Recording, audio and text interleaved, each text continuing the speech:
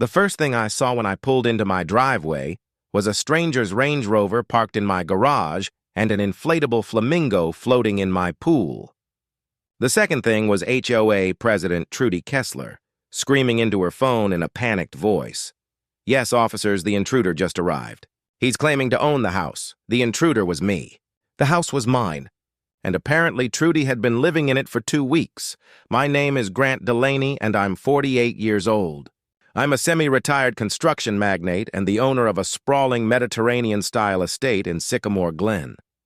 I'd been in Europe for the past month, closing a major development deal, when my neighbor Raymond texted me a blurry photo with a message, "Hey Grant, someone's sunbathing in your backyard. Thought you should know." I figured it was just a misunderstanding, maybe the pool maintenance crew taking an unauthorized break. It wasn't. Trudy Kessler had quite the reputation in our neighborhood. She was the self-appointed HOA enforcer, the neighborhood's most prolific gossip, and a part-time home stager who seemed to have trouble distinguishing between houses she was staging and houses that belonged to other people. When I left for Europe, she apparently decided my property needed monitoring for security purposes, as she would later claim. In reality, she had completely moved in. According to what I pieced together later from neighbors and security footage, Trudy had been living it up in my 6,000-square-foot mansion. She'd been hosting wine nights every Tuesday and Thursday, letting her book club friends use my pool, and even had the audacity to order Amazon packages to my address. The delivery drivers thought nothing of it since she answered the door like she owned the place. My trip to Munich was supposed to last 6 weeks, but the deal closed faster than expected. I decided to surprise everyone by coming home early, not bothering to tell anyone except my assistant. That spontaneous decision turned out to be the best thing I could have done because it caught Trudy completely off guard. When I pulled up to my estate that afternoon, exhausted from the red-eye flight and eager to sleep in my own bed, I immediately knew something was wrong. Besides the Range Rover in my garage, there were unfamiliar patio cushions on my outdoor furniture. And I could hear music coming from inside my house that was supposed to be empty. I parked in the driveway and walked up to my front door, keys in hand. That's when Trudy burst out of my house barefoot and wearing what looked like my late mother's vintage silk robe, the one I kept in the master bedroom closet. Her face went from relaxed to pure panic in about 2 seconds flat. "Stop right there!" she shrieked in an authoritative tone. "This is private property." "I'm calling the police!" She was already dialing 911 on her phone, pacing back and forth on my front lawn like she was the victim. I stood there for a moment, genuinely stunned by the absurdity of the situation. "Trudy," I said with as much calm as I could muster, "this is my house. What are you doing here?" She ignored me completely and spoke into her phone in a dramatic, terrified voice. "Hello, 911? Yes, there's a man here trying to break into a house at 4721 Belmore Drive. He's being aggressive and claiming he owns the property. Please send someone immediately." I couldn't help but laugh, which probably didn't help my case when the police arrived 10 minutes later. 2 officers approached cautiously, hands on their holsters while Trudy stood behind them, pointing at me like I was some kind of dangerous criminal. "Officers," Trudy said in a self-righteous tone, "this man has been harassing our HOA for months about supposed property violations, and now he's trying to break into this vacant property. The owner is overseas." The younger officer, Officer Garland, according to his badge, looked at me with a skeptical expression. "Sir, can you explain what you're doing here?" I pulled out my wallet, keeping my movements slow and deliberate. "My name is Grant Delaney. This is my house. I own it. I have my driver's license right here with this address on it, and I can show you the mortgage paperwork on my phone if you need it." Trudy's face turned an interesting shade of purple. "That's impossible," she said in an indignant voice. "The owner is in Europe. I'm the HOA president, and I've been monitoring this property for security reasons while he's away." "Monitoring it by living in it?" I asked with a sarcastic edge. "Is that Range Rover in my garage yours? Are those your wine bottles I can see through the kitchen window?" Officer Garland's expression shifted from skeptical to intrigued. His partner, Officer Booker, stepped forward. "Ma'am, do you have any documentation showing you have permission to be on this property?" Trudy started stammering, her confident facade cracking. I don't need documentation. I'm the HOA president. It's my responsibility to ensure vacant properties are secure. There were reports of suspicious activity, and the landscaping wasn't being maintained to HOA standards, so I had to step in. I pulled up my Ring doorbell app on my phone. Officers, would you like to see footage of Miss Kessler arriving here with a moving van 2 weeks ago, or perhaps the clips of her hosting parties in my backyard? I've been monitoring my security cameras from Munich. The officers exchanged glances. Officer Booker asked in a firm tone, "Ma'am, did you bring a moving van to this property?" Trudy's mouth opened and closed like a fish out of water. "That was just some furniture for staging purposes. The property value affects the whole neighborhood.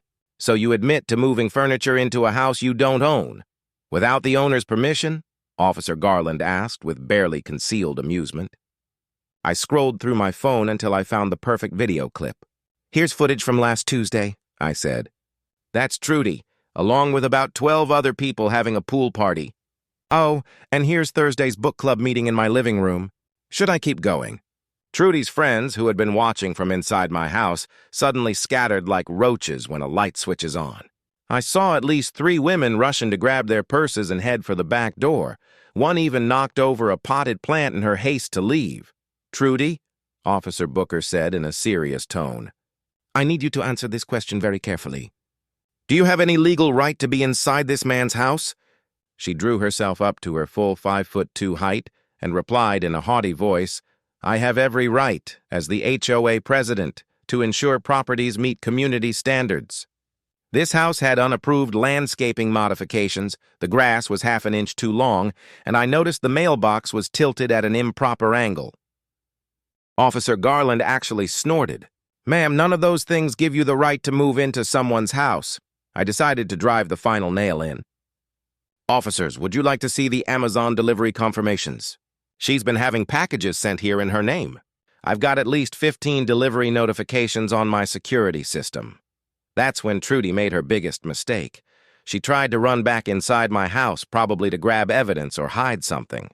Officer Booker moved fast, catching her by the arm. "Ma'am, I'm going to need you to stay right here," he said. The next 30 minutes were deeply satisfying to watch.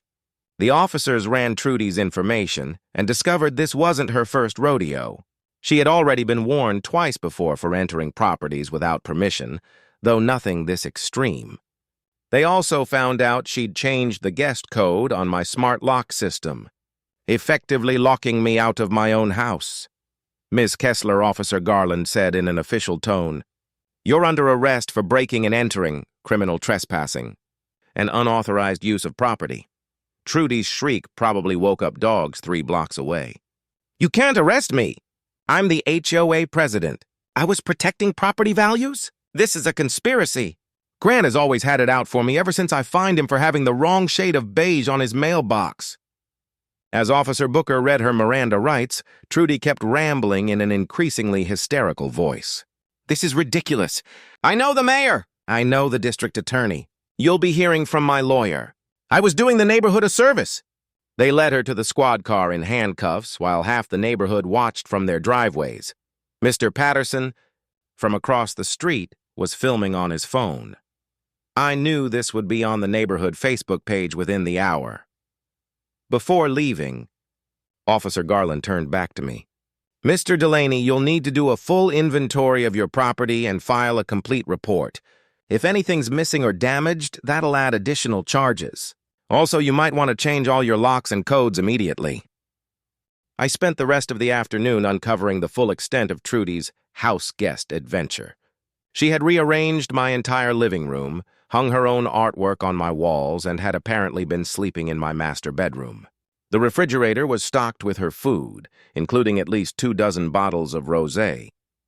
There was a half-inflated unicorn float in my pool beside the flamingo, and my bathroom had been completely overtaken by her collection of anti-aging creams.